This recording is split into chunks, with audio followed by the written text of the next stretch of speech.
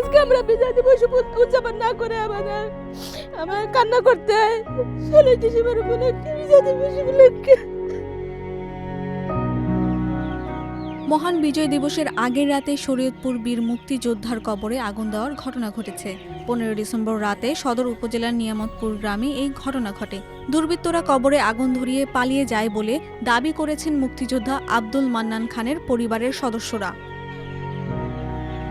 নিয়ামতপুর গ্রামের বাসিন্দারা জানান, 15 ডিসেম্বর রাতের আধারে দুর্বৃত্তরা ওই কবরের ওপর কিছু কাঠ জ্বালিয়ে আগুন ধরিয়ে দেয়। পরের দিন সকালে পরিবারের সদস্যরা কবরের ওপর আগুনের ছাই দেখতে পান। পরে তারা বিষয়টি স্থানীয় মুক্তিযোদ্ধা কমান্ডার ও প্রশাসনের কর্মকর্তাদের জানান।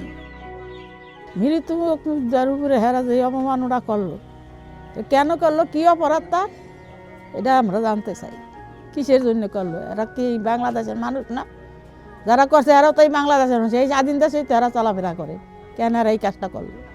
প্রয়াত মুক্তিযোদ্ধা আব্দুল মান্নানের 2 ছেলে ও 2 মেয়ে। স্বামীর মৃত্যুর পর স্ত্রী মাহফুজা বেগম 1 ছেলে ও 1 মেয়েকে নিয়ে নিয়ামতপুর গ্রামে বসবাস করেন।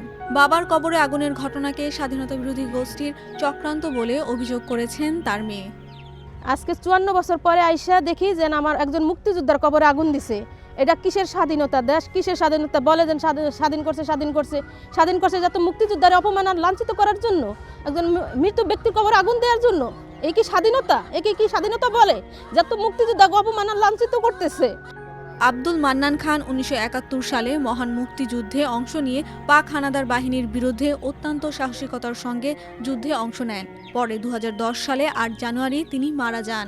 পরিবারের সদস্যরা তাকে বাড়ির পাশে সমাহিত করেন।